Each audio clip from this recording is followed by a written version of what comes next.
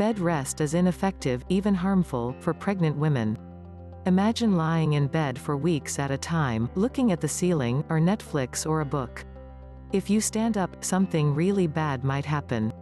So, you go to the bathroom only when absolutely necessary, and if you're doing it right, you eat or drink only what people bring you. Maybe you have a dog that needs to be exercised, or a job to go to, or a toddler to chase around. That doesn't matter, though.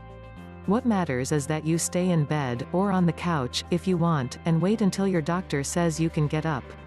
That might sound kind of nice to you, or it might sound hellish, but the reality is, about 20% of women go through this for some part of their pregnancy. Bed rest, which can range from supervised time in a hospital bed to limiting normal daily activities and a lot of sitting around, is prescribed for all kinds of pregnancy complications, from gestational diabetes to poor fetal development to an incompetent cervix. It's a pretty old idea, but it became a mainstay of Western obstetrics in the 19th century, when any sign of complications would land a lady alone in bed, in the dark, sometimes even with earplugs, basically a sensory deprivation chamber. It looks different these days. You can have conversations and listen to music if you want, but being pregnant and flat on your back is still a complete drag. The problem is, scientific evidence to support putting women to bed when pregnancy gets tricky is pretty thin. In fact, a 2013 review of recent scientific research found that not only does bed rest offer no medical benefit, there's also quite a bit of evidence that it's harmful. There is a long-standing myth that pregnant women should be put to bed, they shouldn't exert themselves, they should be in dark rooms, etc., says Dr. Ann Drapkin-Lyerly, an obstetrician and professor of bioethics at the University of North Carolina at Chapel Hill School of Medicine, who co-authored the review.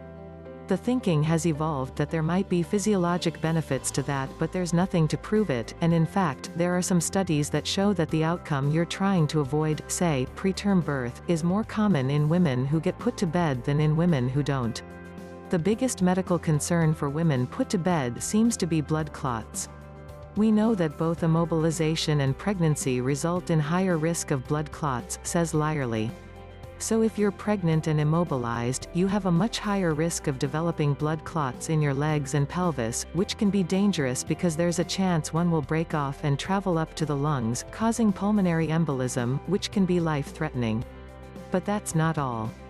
Imagine the other things that could happen when you don't move for, say, 10 weeks at a time. When you don't put weight on your body, your bones demineralize and become weaker, leading to conditions like osteoporosis.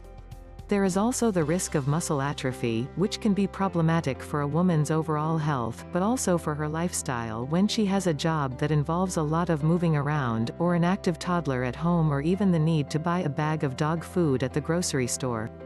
There are also psychological risks like depression and anxiety, as well as socioeconomic risks, says Lyerly.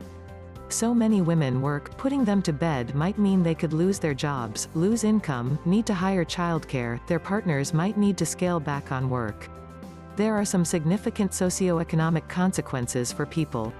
And then there's the problem that comes when a doctor prescribes bed rest, a practice that's been proven to be ineffective, which creates the impression for the woman that the success of her pregnancy hinges on her not moving at all. What if she goes to the bathroom or takes a shower or walks to the kitchen for a snack? If she loses her baby, she's likely to blame herself. That can be a lifetime of guilt for someone, say Lyerly. It makes the physician feel like they're doing something, they're acting as if they have something to offer a patient, when in fact they're harming them by prescribing it. So, since the evidence seems pretty clear that strict bed rest is harmful and not beneficial, why do doctors prescribe it so often?